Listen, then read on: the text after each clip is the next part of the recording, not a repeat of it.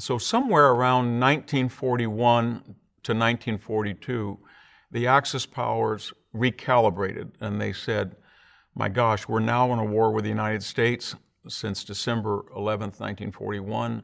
We are a war with the Soviet Union since June 21st of 1941, and we never conquered Great Britain. And we have not been able to bomb the enemy into submission, or even in some cases, even reach the enemy. So then what happened?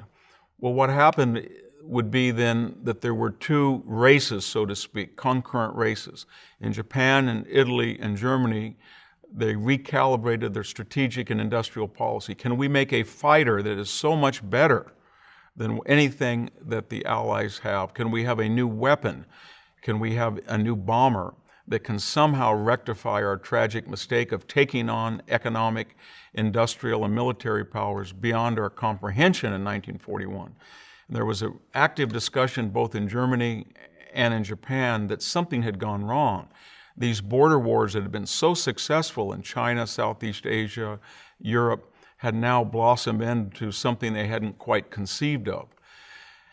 And the answer, as we're going to see, is going to be no. They did not build a four-engine bomber. They did not build fighters that were capable of ensuring air supremacy, and they did not train pilots or maintenance crews that could ensure air supremacy. Meanwhile, in the United States and Great Britain and the Soviet Union, there were quantum leaps in technology and industrial production. And remember one other thing, is that the United States was 3,000 miles distant from Europe.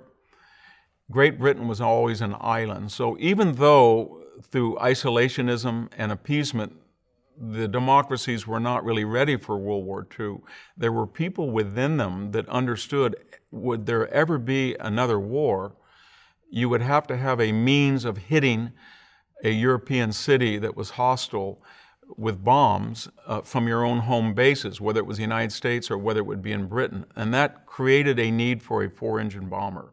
So as early as 1936 and 37, the United States had developed this wonderful B-17 bomber.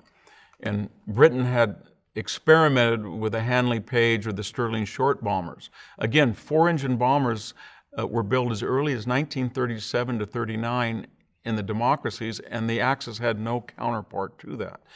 And that gave them a head start, because from the B-17 you would get the B-24, and then later the B-29, and from the Stirling Short or the Handley Page you would go to the Manchester, then the Lancaster. So by 1944 and 45, when we talk about strategic bombing, we're essentially talking about an Allied phenomenon.